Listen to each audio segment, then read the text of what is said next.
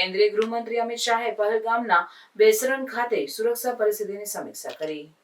કેન્દ્રીય ગૃહમંત્રી અમિત શાહે તાજેતરમાં જમ્મુ અને કાશ્મીરના પહલગામના બેસારણ ખાતે સુરક્ષા પરિસ્થિતિની સમીક્ષા કરી, જ્યાં 26 લોકોના જીવ લીધા તેવા ભયાનક આતંકવાદી હુમલા બાદ આ મુલાકાત યોજાઈ. શાહે સ્થળ પર પહોંચતા પહેલા હવાઈ સર્વેક્ષણ કર્યું અને ઓનગોઈંગ કામગીરી અને વર્તમાન સુરક્ષા પરિસ્થિતિ અંગે વરિષ્ઠ અધિકારીઓ પાસેથી માહિતી મેળવી.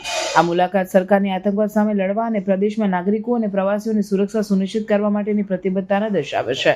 શાહે તેમની મુલાકાત દરમિયાન પીડિતોના પરિવારજનો સાથે મુલાકાત કરી તેમને સાંત્વના આપીને ખાતરી આપી કે આ ભયાનક કૃત્યના દોષિતોને કડક શાસ્તિનો સામનો કરવો પડશે. તેમણે સરકારના આતંકવાદ વિરોધી પગલાં મજબૂત કરવા અને ભવિષ્યમાં આવા બનાવોને અટકાવવા માટેના નિશ્ચય પર ભાર મૂક્યો. શાહે શ્રીનગરમાં એક ઉચ્ચ સ્તરીય સુરક્ષા બેઠકની પણ અધ્યક્ષતા કરી, જેમાં સેનાના, CRPF અને જમ્મુ કાશ્મીરના પોલીસના મુખ્ય અધિકારીઓ સામેલ હતા. રાષ્ટ્રીય તપાસ એજન્સી આ હુમલાની તપાસમાં જોડાઈ છે, જે 2019માં કલમ 370 રદ થયા પછી પ્રદેશમાં સૌથી ઘાતક માનવામાં આવે છે. લશ્કરે તૈયબાના પ્રોક્સી જૂથ રેસિસ્ટન્સ ફ્રન્ટે આ હુમલાની જવાબદારી લીધી છે. શાહની મુલાકાત અને સુરક્ષા પગલાઓને તેજ કરવાથી જમ્મુ અને કાશ્મીરમાં આતંકવાદ દ્વારા ઊભા થયેલા પડકારોને ઉકેલવા માટે કેન્દ્રની નિશ્ચિતતાને દર્શાવે છે. આ ઘટના પ્રદેશમાં આતંકવાદ વિરોધી અને શાંતિ સ્થાપન માટે વ્યાપક અભિગમની જરૂરિયાત અંગે ચર્ચાઓને ફરીથી જીવંત કરે છે.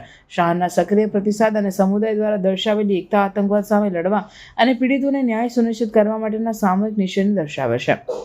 સરકારના પગલાઓથી જાહેર વિશ્વાસ વધે તેવી અપેક્ષા છે અને ખીણમાં લાંબા ગાળાના સ્થિરતાના માર્ગને મજબૂત બનાવે છે.